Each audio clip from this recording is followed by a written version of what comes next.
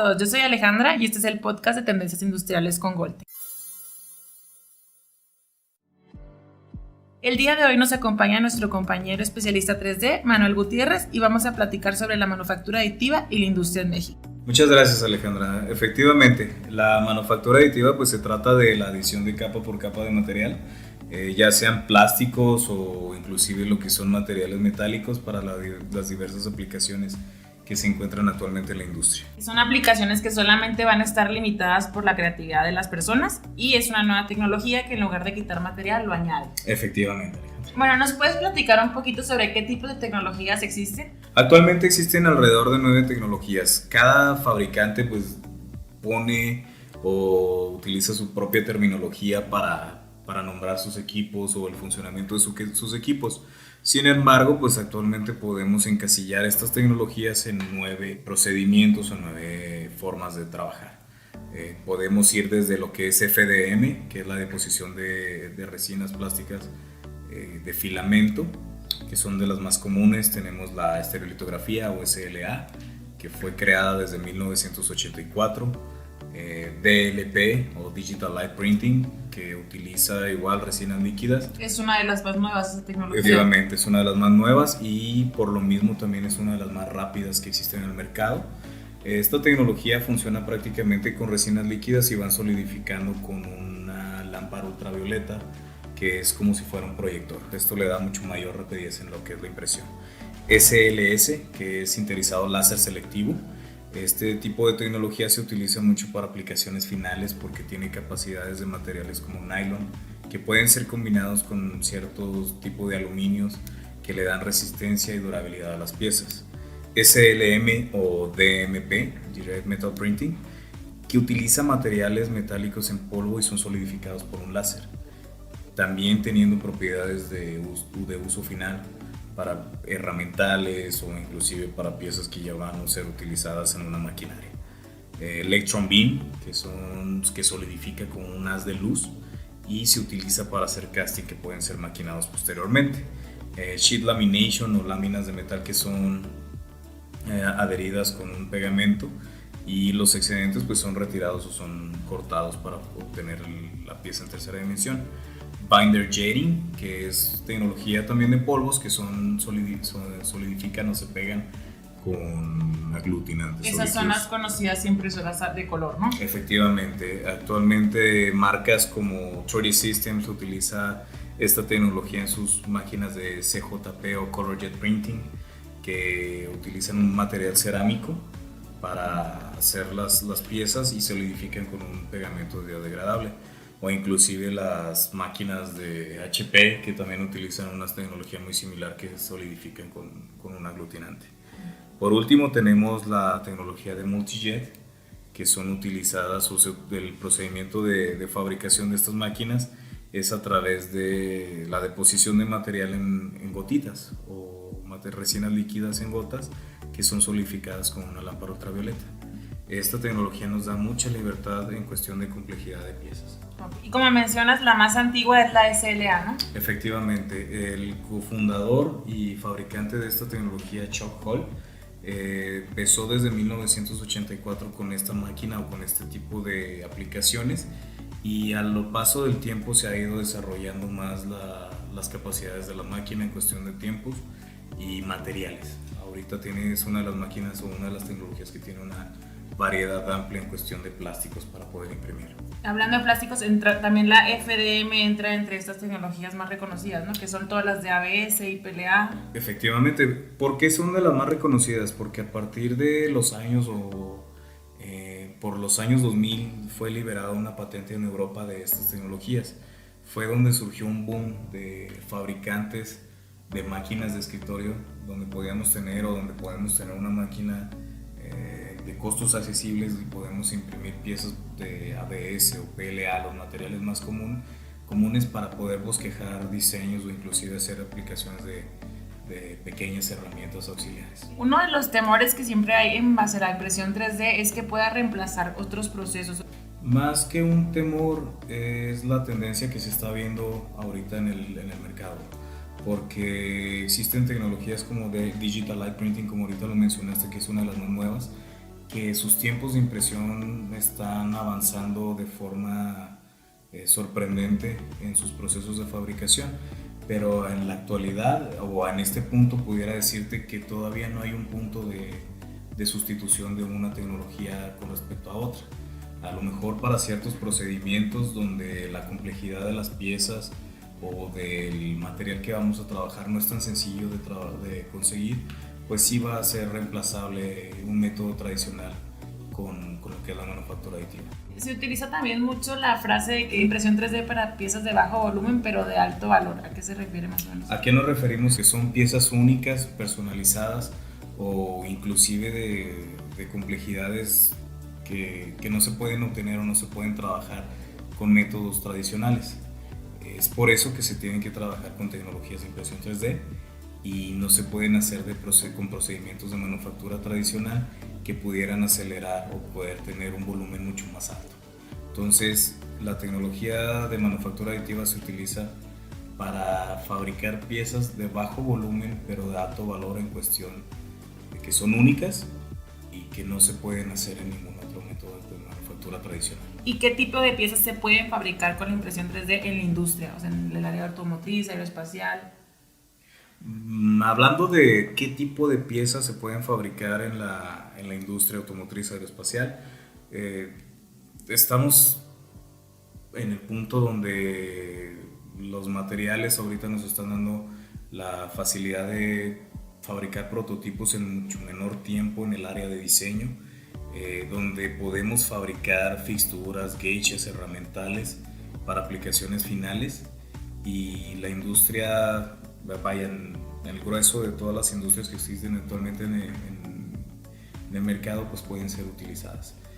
Algo bien importante que tenemos que mencionar, o qué es lo que está revolucionando la parte de la manufactura aditiva, también es el diseño convergente o lo que es el diseño generativo, donde estamos fabricando piezas o donde estamos optimizando piezas de uso final, reduciendo cantidad de material y peso que solamente pueden ser fabricadas por manufactura aditiva, donde los procedimientos tradicionales, ya sea maquinado o lo que es la inyección de plástico, no pueden tener alguna forma de ser fabricados. ¿Y qué tecnología se utiliza para este tipo de piezas de diseño generativo? De diseño generativo, un ejemplo muy interesante es en la industria aeroespacial, donde se han hecho brackets y se han optimizado piezas de una aeronave, reduciendo los pesos, a pesar de que estamos hablando de metal, cambiando el diseño de ciertas piezas a lo que es, o con las restricciones que tenemos de la manufactura tradicional, que son maquinados geométricamente definidos, convirtiéndolos a un diseño orgánico. Esto con una impresora de metal. Efectivamente, con impresoras de metal, obteniendo un diseño orgánico donde reducimos los materiales, el consumo del material, reducimos el peso y por lo tanto también reducimos el costo. Entonces tenemos la ventaja de tener una pieza totalmente funcional, respetando la funcionalidad mecánica que se le va a dar dentro de la aeronave. Se reducen los costos por cuestión de material. Estamos hablando que la industria aeroespacial invierte mucho en materiales de baja densidad o de bajo peso para poder obtener una mayor performance dentro de la aeronave. Entonces son de las ventajas que hemos visto en la industria aeroespacial. A pesar de que ahorita hay mucho avance en lo que es la manufactura aditiva y la gran variedad de materiales que tenemos, todavía no existen materiales, o todavía existen una gama de materiales que no han sido validados para aplicaciones finales. Estamos hablando, un ejemplo, el ABS que se utiliza para inyectar en las máquinas de moldeo no es el mismo ABS que se utiliza para la inyección, para la fabricación de manufactura aditiva. Son materiales semejantes que tienen propiedades mecánicas similares a, por ejemplo, el ABS, pero no es exactamente la misma composición del ABS. Entonces esa es la limitante que se tiene ahorita, aparte de aplicaciones muy en específico que son materiales de mayores propiedades mecánicas. Otra de las limitantes es que, a pesar de que tenemos máquinas donde el tiempo de impresión ha sido optimizado tremendamente o de una forma muy muy drástica.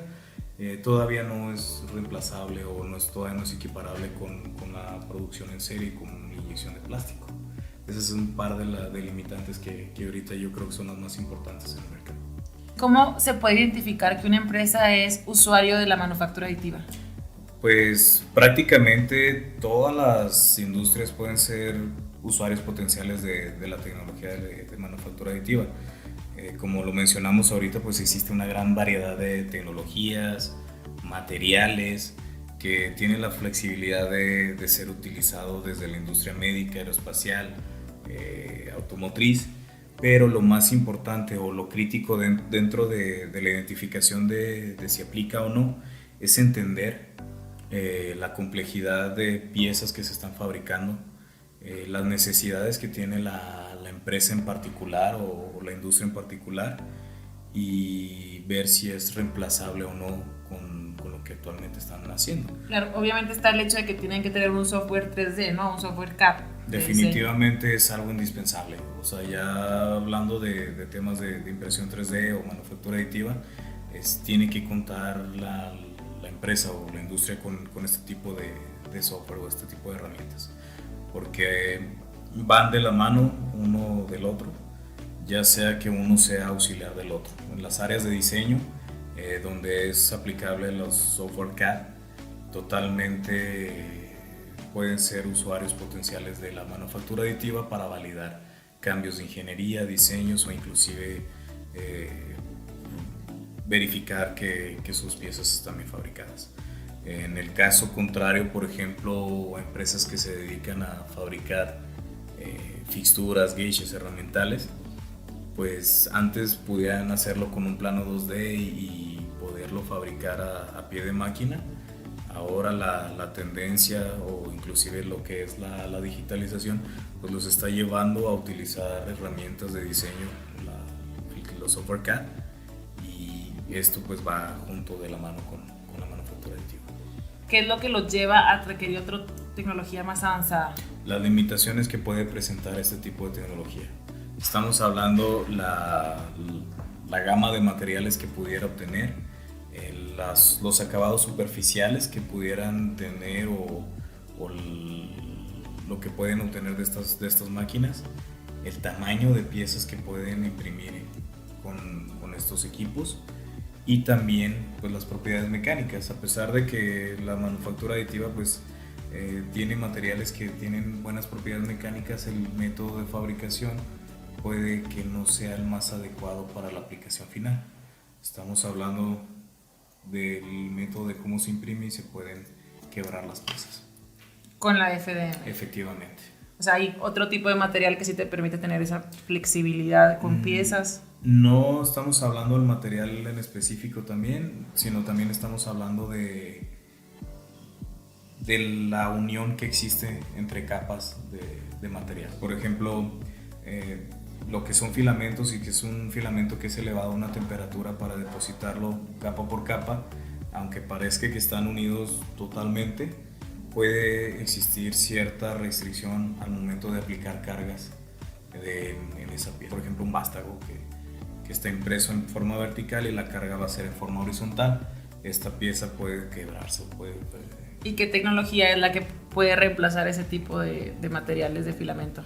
Pudiéramos tener tecnologías como la CCLA, como las CCLS, que ofrecen materiales mucho más resistentes o inclusive una aplicación de metal, dependiendo cuál es la aplicación final. ¿Conoces algunas empresas aquí en México que utilicen ya impresoras de metal? Claro que sí, empresas de impresión de metal se utiliza para el desarrollo de moldes o insertos para moldes de inyección de plástico, donde los metales como el acero martensítico ofrece propiedades mecánicas similares al acero A2 y pueden ser utilizadas en moldes de inyección de plástico para poder trabajar como si fuera una pieza fabricada en métodos tradicionales. Esto hablando de aplicaciones de metal, pero también tenemos empresas en el sector médico o inclusive en el sector automotriz donde utilizan tecnologías de impresión 3D como la Multijet para validar prototipos o imprimir las iteraciones de diseño. esta tecnología en particular porque tiene un costo mucho más accesible que una SLA.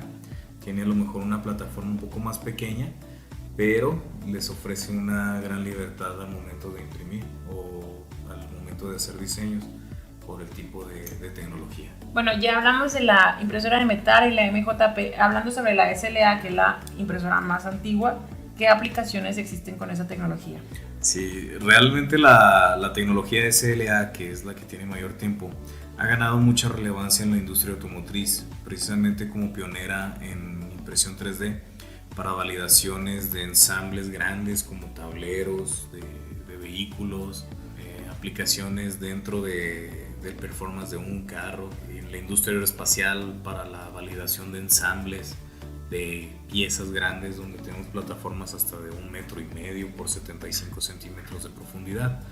Un ejemplo interesante es el frente de los vehículos, donde empresas automotrices importantes como Fiat, General Motors, Chrysler utilizan esta tecnología para hacer la validación de ensamble y ver cómo se van a ver cuál es el resultado final de estos vehículos. ¿Piezas funcionales en impresión 3D existen? Existen piezas funcionales en impresión 3D. En el caso de la tecnología SLA, se utilizan para piezas de casting, donde podemos utilizar estas piezas para hacer o seguir un procedimiento de casting.